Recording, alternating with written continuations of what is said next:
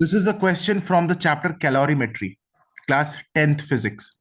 And this is a previous year question from calorimetry. And you get these questions too frequently in your boards.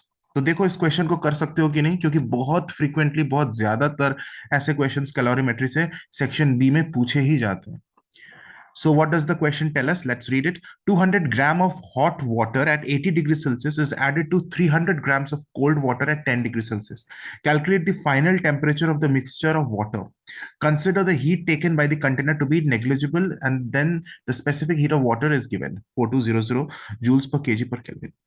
Okay, now if you see, we have not discussed such questions till now from the chapter calorimetry. Okay, इसके पहले हमने calorimetry पर दो lectures कर चुके हैं. If you have not watched the revision booster series which is going on, then you have to click on the link given in the description box of this video. You will find that this is our lecture number 15, okay, of the ongoing physics booster course. Okay, we are doing a crash course on physics, and उसी series का ये lecture number 15 है. We have started with calorimetry in the lecture number 13. तो lecture, अगर calorimetry chapter को देखना है तुमको बिगिनिंग से, तो लेक्चर 13 से देखोगे. ठीक है, लेक्चर 13 में कैलोरीमेट्री का मैंने क्रैश कोर्स का रिवीजन या बूस्टर स्टार्ट किया था. फिर लेक्चर 14 भी हमने किया है, and now this is lecture 15. ठीक है, तो लेक्चर नंबर 13 एंड 14 में हमने किस तरह के न्यूमेरिकल्स डिस्कस किए हैं उनको एक बार खोलो. I hope you people are noting down all the things that we are doing. You are maintaining a record of everything that we are discussing in the videos. All right. So lecture number 13 और 14 में जितने भी हमने calorimetry के numericals किए थे, उसमें कभी भी ऐसा क्वेश्चन नहीं था कि a particular body is mixed with another body. दो बॉडी का मिक्सिंग वाले क्वेश्चंस हमने नहीं किए थे. सिंपल क्वेश्चन क्या क्या था कि एक बॉडी है, उसको हमने हीट दिया, उसने हीट गेन किया, या फिर एक बॉडी है, उसको हमने ठंडा किया, उसने हीट लूज किया. हो सकता है वो उसका स्टेट चेंज हुआ या स्टेट चेंज नहीं हुआ, वैसे क्वेश्चंस भी किए. जिसमें स्टेट चेंज हुआ तो वैसे क्वेश्चंस भी हमने किया. जिसमें स्टेट चेंज नहीं हुआ हीट देने के बाद या हीट लेने के बाद, वैसे क्वेश्चंस भी हमने किया. तो we have done quite a good number of numericals in lecture number 13 and in lecture number 14, but none of the numericals mentioned mixing of to substances. लेकिन इस क्वेश्चन को ध्यान से देखो, यहां लिखा हुआ है 200 grams of hot water at 80 degree Celsius, this is one substance, is mixed with या फिर is added to. Added to का मतलब ये कि मिक्स कर रहा हूं 300 grams of cold water at 10 degree Celsius. तो मेरे पास दो अलग अलग ऑब्जेक्ट्स हैं, हालांकि दोनों वाटर है, लेकिन दोनों वाटर, एक हॉट वाटर एक कोल्ड वाटर है, और दोनों का मास भी अलग है, टेम्परेचर भी अलग है. तो वैसे क्वेश्चंस जहां पर हम दो ऑब्जेक्ट्स, दो बॉडीज को मिला रहे हैं, हो सकता है कि एक वाटर हो एक ऑयल हो, वैसा क्वेश्चन में जो कॉन्सेप्ट लगेगा इस क्वेश्चन में भी वही सेम कॉन्सेप्ट लगेगा. तो मिक्सिंग ऑफ टू सब्सटेंसेस जहां इन्वॉल्व है जिस न्यूमेरिकल में, वैसे क्वेश्चंस आज हम इस वीडियो में करने वाले हैं. And to solve such questions we need to know a topic which is principle of calorimetry. बहुत ही इजी टॉपिक है, लेकिन क्वेश्चन को देखने से ही अगर डर जाओगे तो लगेगा कि हार्ड है, लेकिन है बहुत easy. This is a very easy, and after watching this video you will tell with a lot of confidence that yes, we can solve these questions very easily. And ये है actually बहुत easy. So now without wasting any time, take out your notebook, writing materials and all, and we will discuss this question and similar questions in this video, and you will say that yes, the questions are very simple, sir. तो सबसे पहले तो हमें जानना है ये topic, जिस ये कॉन्सेप्ट क्लियर होना चाहिए, तभी हम ये क्वेश्चन कर पाएंगे. Principal of calorimetry. Sometimes they ask you state principal of calorimetry. तो तुम्हें क्या लिखना है प्रिंसिपल ऑफ कैलोरीमेट्री में? The heat lost by the hot body is equal to the heat gained by the cold body when no heat is lost to the surroundings. इतना ही simple बात है. मेरे पास एक हॉट बॉडी है मान लेते हैं कोई भी बॉडी है, हॉट बॉडी है ए, ये हॉट है। दूसरा बॉडी है बी, जो कोल्ड बॉडी है, और दोनों को मैंने कांटेक्ट में रख दिया।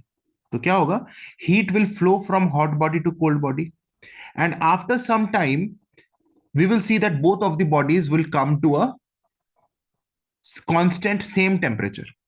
हॉट बॉडी का टेम्परेचर मान लेते हैं 80 डिग्री सेल्सियस था, एंड कोल्ड बॉडी का टेम्परेचर मान लेते हैं 20 डिग्री सेल्सियस था। और कुछ समय तक मैंने इसको कांटेक्ट में रखा और देखा कि एक पर्टिकुलर टाइम के बाद दोनों का टेम्परेचर सेम हो गया। दोनों का टेम्परेचर सेम हो गया। हो सकता है कि final temperature reached by both of them is 40 degrees Celsius. It could be any other temperature also. That depends on the material of A and B and mass of A and B. Okay. तो मान लेते हैं कि final temperature दोनों का 40 degree Celsius हो गया।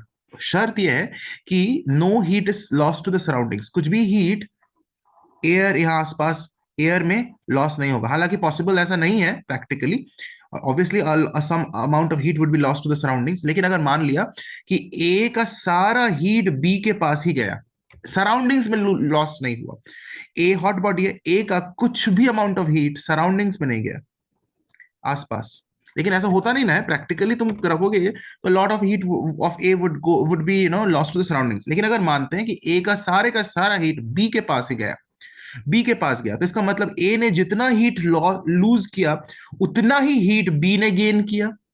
That is written over here, heat lost by the hot body, hot body ने जितना हीट लूज किया उतना ही हीट यहां पे होगा हीट, देखो मैंने हीट लिखना भूल गया, उतना ही the heat gained by the cold body होगा।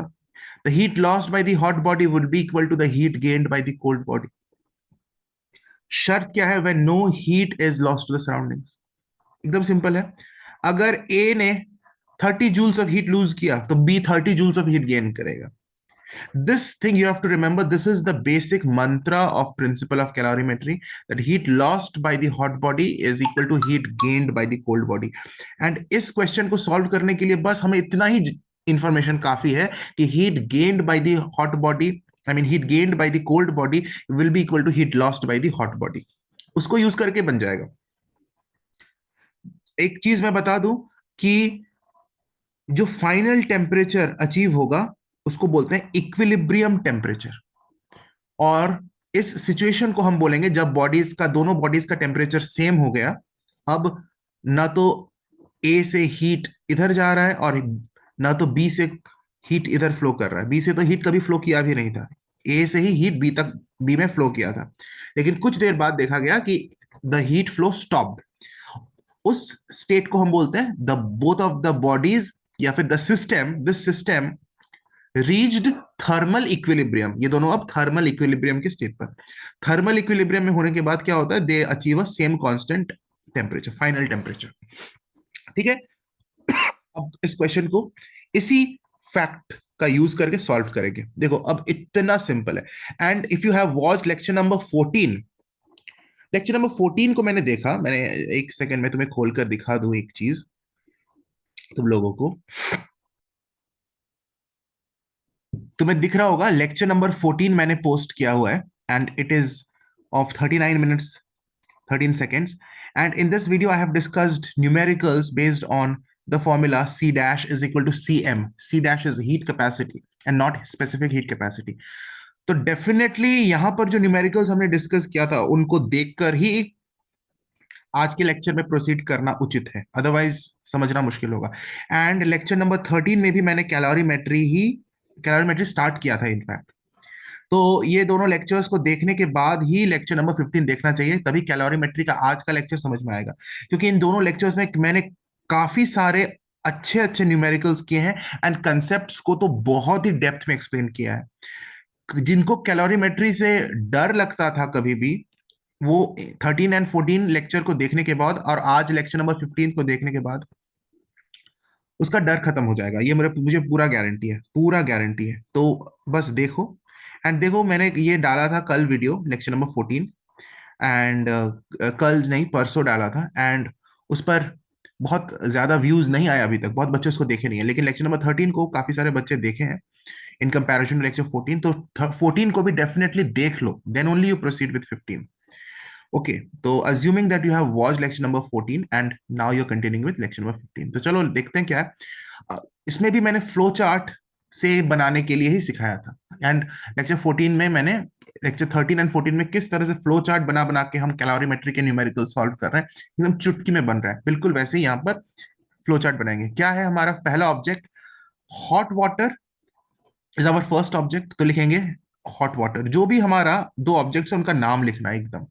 हॉट वाटर है, एंड दूसरा ऑब्जेक्ट क्या है हमारा? Cold water. एंड दोनों का क्या क्या इंफॉर्मेशन दिया हुआ है? हॉट वाटर का मास दिया हुआ है, हॉट वाटर का मास दिया हुआ है, कितना है? 200 ग्राम्स.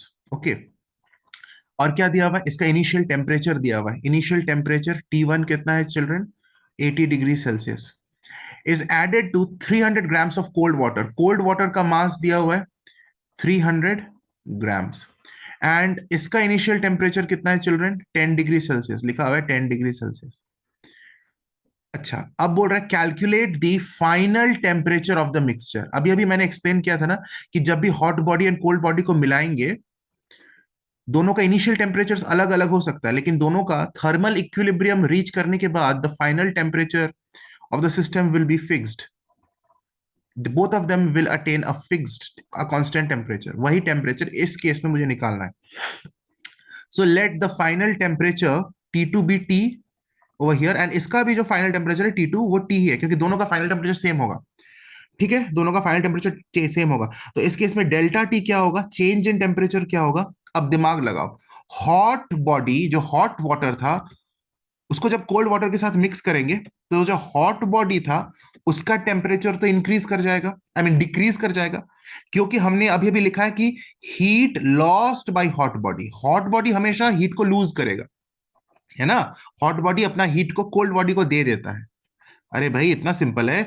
ए हॉट बॉडी था और बी कोल्ड बॉडी था, तो ए ने अपना हीट बी को दिया ना, तो ए का हीट लॉस हुआ, मतलब ए ठंडा हो जाएगा. Heat would be lost from hot body. A अगर ठंडा हो गया, हॉट बॉडी अगर ठंडा हो जाएगा, मतलब जो फाइनल टेम्परेचर है वो कम होगा 80 से.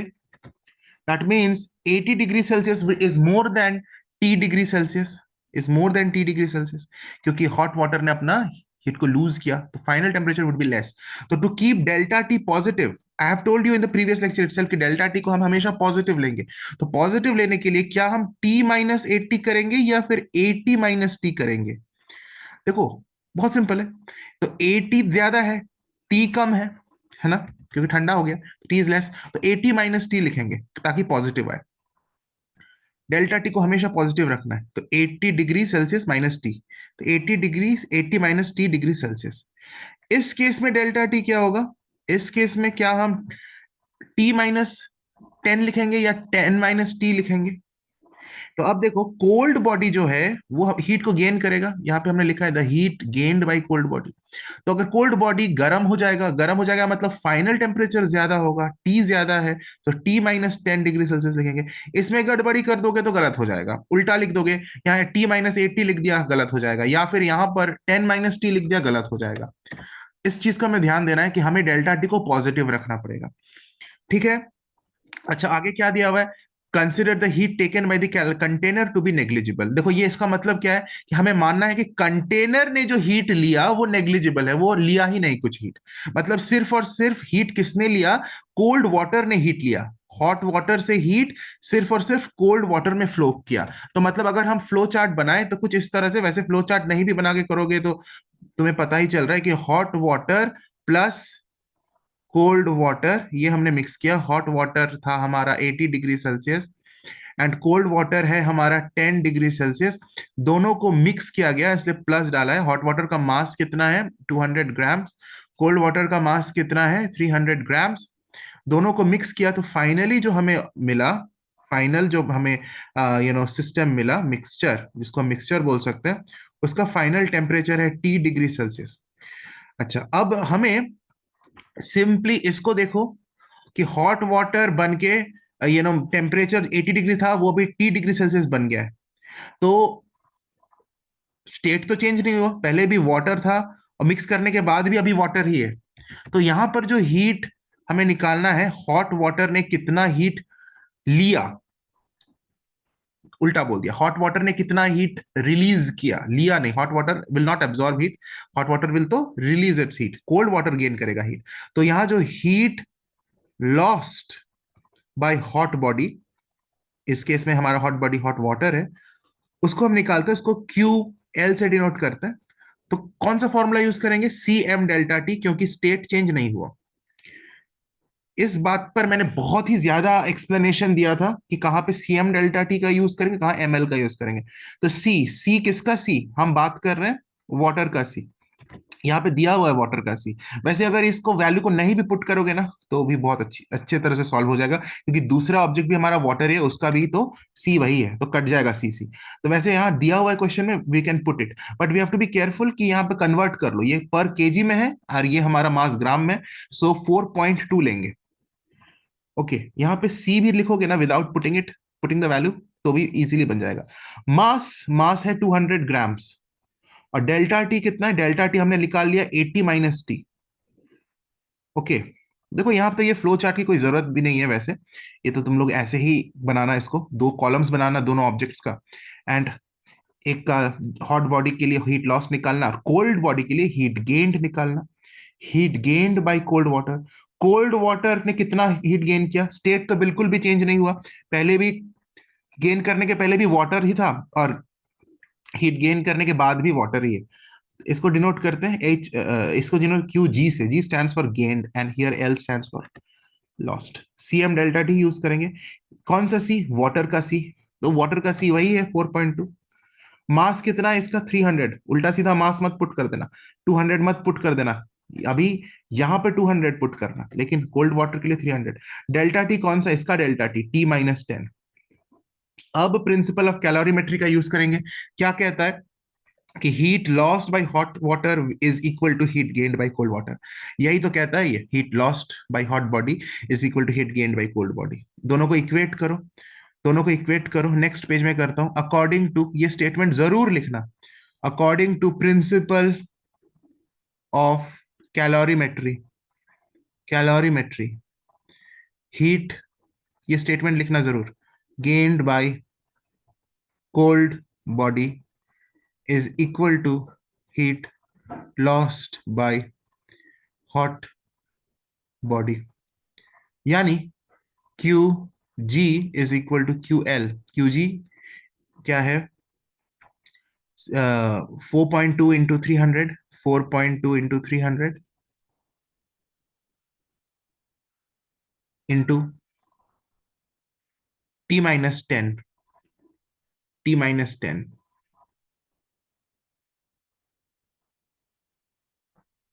और यहां पर क्यू एल क्या है, 4.2 into 200, 4.2 into 200 into 80 - T.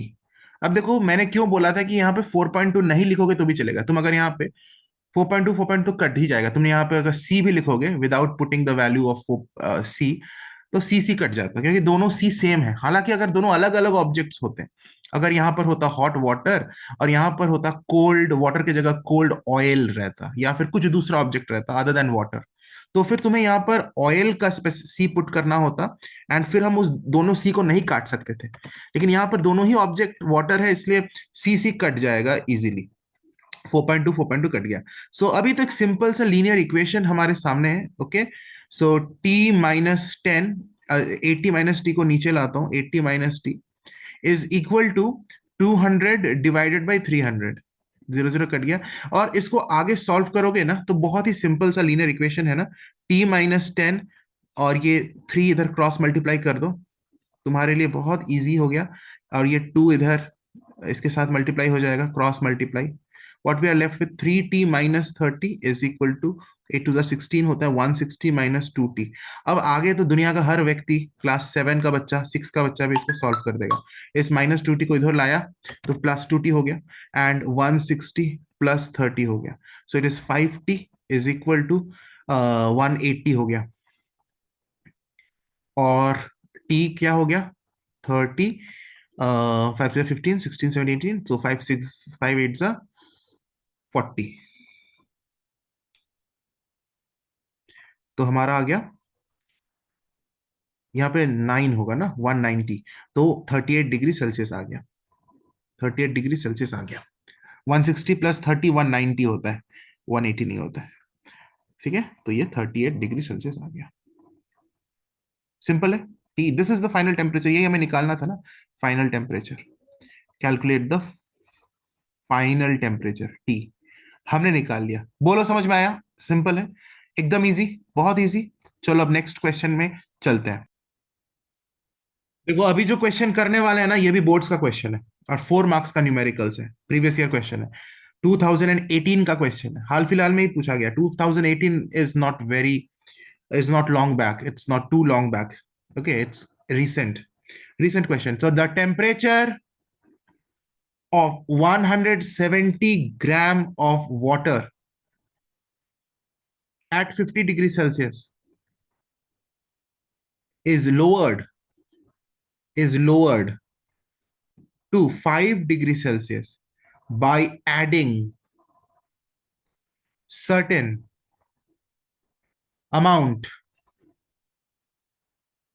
of ice to it. Find the mass of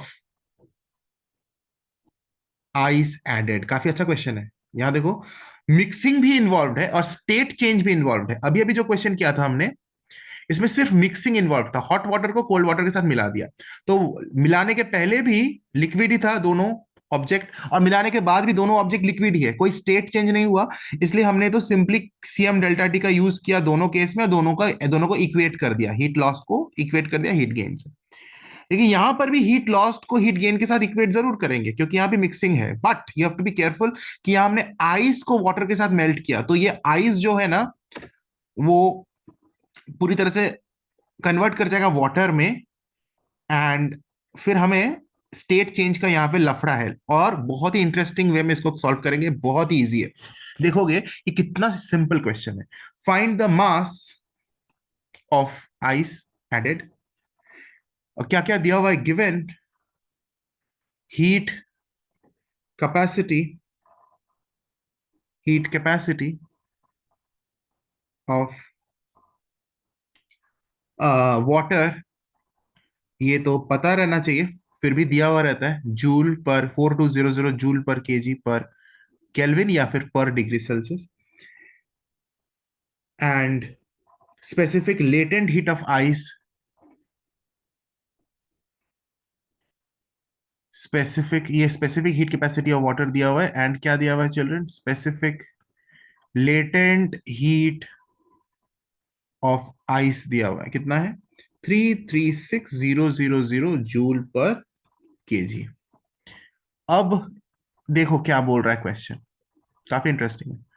मेरे पास है वाटर, दोनों ऑब्जेक्ट्स को लिखो जैसे मैंने पिछले क्वेश्चन में किया था, कॉलम बनाओ, दोनों ऑब्जेक्ट्स को लिखो। एक है वाटर जिसका इनिशियल टेम्परेचर कितना है चिल्ड्रन? 50 degree Celsius. क्या बोल रहा है? उसका मास भी दिया हुआ है, मास भी दिया हुआ है, मास है 170 ग्राम्स, है ना, इस वाटर का दिया हुआ है ना। The temperature of 170 grams of water at 50 degree Celsius, मतलब ये जो वाटर है, इसका इनिशियल टेम्परेचर दिया हुआ है 50 डिग्री सेल्सियस, इसका मास दिया हुआ है 170 grams, is lowered to 5 degree Celsius, इसका फाइनल टेम्परेचर भी दिया हुआ है 5 डिग्री सेल्सियस। पिछले क्वेश्चन में फाइनल टेम्परेचर निकालना था, लेकिन यहां पर दिया हुआ है। ओके, और देखो क्या दिया हुआ है, by adding certain amount of ice to it, यहां पर आइस ऐड किया, तब तब ऐसा हुआ, और वो आइस का मास मुझे निकालना है। तो mass of ice is to be calculated, find the mass of ice added. Ice का टेम्परेचर, इनिशियल टेम्परेचर नहीं दिया हुआ है। मैंने पिछले ही वीडियो में बोला था, when ever the initial temperature of ice is not given, what will you do? You will definitely take it to be 0 degree Celsius. अच्छा, अब आइस का जो फाइनल टेम्परेचर है वो 5 डिग्री सेल्सियस हो गया, क्योंकि फाइनल टेम्परेचर तो मैंने बताया है अभी अभी कि वो सेम ही होगा। अभी थोड़ी देर पहले मैंने यहां पर ये समझाते हुए बताया था कि बॉडी ए को जब बॉडी बी के साथ मिक्स करोगे, final temperature would B same. अब लेकिन यहां पर यहाँ पर भी 5 डिग्री सेल्सियस होगा। फाइनल टेम्परेचर अगर वाटर का 5 डिग्री सेल्सियस है तो इसका भी 5 डिग्री सेल्सियस ही होगा। लेकिन सोचो जरा, दिमाग लगाओ, क्या आइस कभी भी 5 डिग्री सेल्सियस में एग्जिस्ट कर सकता है? नहीं कर सकता। इसका मतलब है कि आइस ने तो सबसे इसी से तुम्हें क्विकली इंटेलिजेंटली आइडेंटिफाई करना है कि what has happened. The ice, यहां पर अगर हम फ्लो चार्ट से समझे, जो आइस 0 डिग्री सेल्सियस में था वो सबसे पहले मेल्ट किया, बना water at 0 degree Celsius. And उसके बाद फिर ये वाटर ने हीट गेन किया। कहां से गेन किया? इस दूसरे वाले वाटर से। ये 170 ग्राम्स वाटर से हीट गेन किया और तब जाके ये 5 डिग्री सेल्सियस बना है। इस फ्लो चार्ट को बहुत इजीली समझ जाओगे अगर तुम लेक्चर नंबर इसके पहले लेक्चर नंबर 13 को अगर देखे होगे तो। If you have what lecture number 13, वहां पर तो मेल्टिंग का इस तरह से फ्लो चार्ट बना बना के हमने न्यूमेरिकल्स किए थे काफी सारे। तो बहुत इजीली समझ जाओगे कि ये जो आइस है जिसका टेम्परेचर इनिशियली 0 डिग्री सेल्सियस है, वो एक ही स्टेप में 5 डिग्री सेल्सियस नहीं बन सकता है, और वो सॉलिड स्टेट में रहेगा भी नहीं। तो ऐसा भी नहीं है कि आइस 0 डिग्री सेल्सियस से बन गया वाटर एट 5 डिग्री सेल्सियस। क्यों? क्योंकि स्टेट चेंज भी करे और टेम्परेचर चेंज भी करे 0 से 5, वो एक स्टेप में नहीं हो सकता, दोनों एक साथ नहीं हो सकता। तो definitely it has been, you can split this thing into two steps. One is this ice to water, and you see if the state has changed, the temperature did not change. And in the next, if the state has not changed but temperature has changed, and इस तरह से हमारा ये ice water to 5 degree Celsius में बना है। तो इसको हमें यहाँ पे समझना पड़ेगा, इसको समझना पड़ेगा इस चीज को। तो यहाँ पर ये जो हमने लिखा है कि आइस 0 डिग्री सेल्सियस था और वो बन गया T डिग्री सेल्सियस, इसको हम कभी भी एक सिंगल स्टेप में नहीं करेंगे। एंड इसको हम बेटर होगा कि हम इसको रिजॉल्व कर ले इस तरह से। Ice eight 0 degree Celsius of mass m is changing to water at 0 degree Celsius, children, and then this water is changing to final temperature 5 degree Celsius.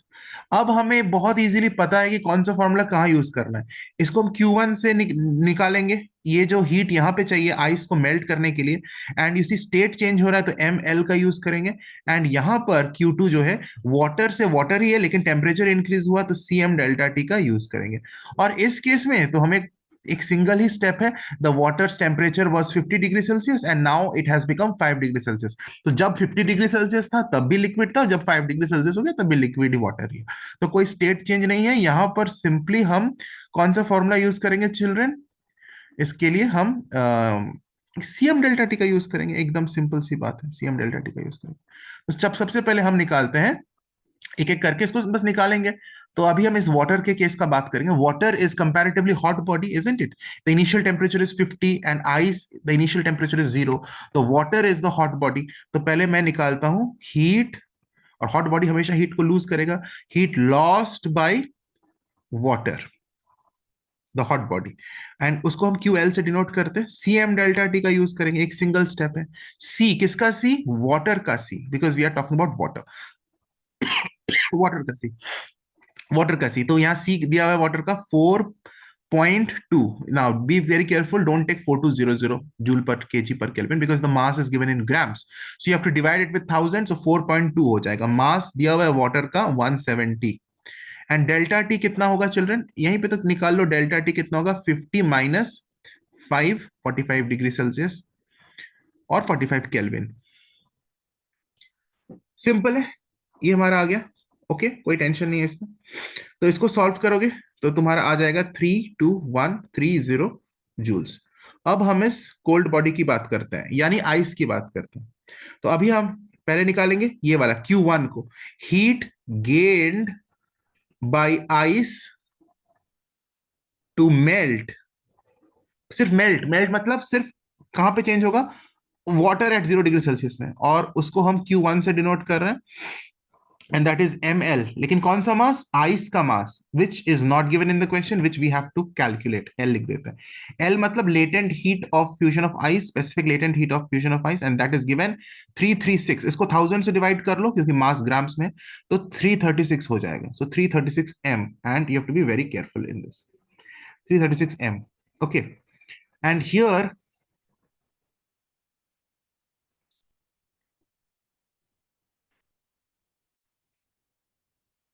And now here we have to calculate again heat gained by water. Which water? This water I'm talking about, 0 degree Celsius wala water, to change to water at 5 degree Celsius. And इसके लिए हम use करेंगे cm delta t. Let us call this Q2. लेकिन कौन सा C?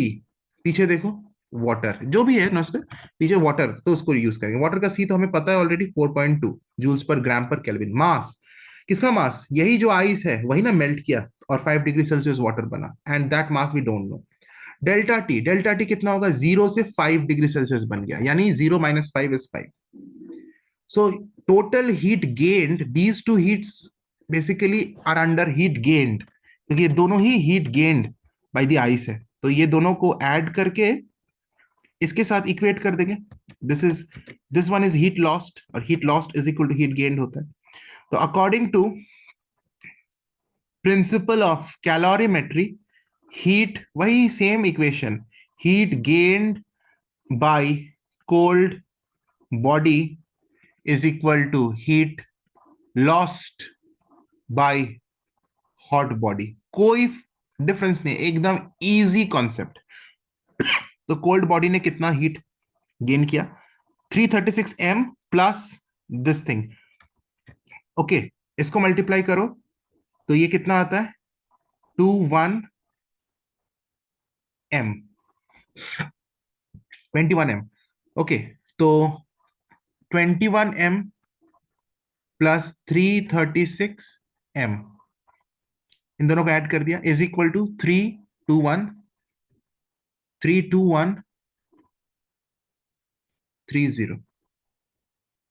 ठीक है। और ये मास जो आएगा वो ग्राम्स में आ जाएगा। इसको सॉल्व करते हैं।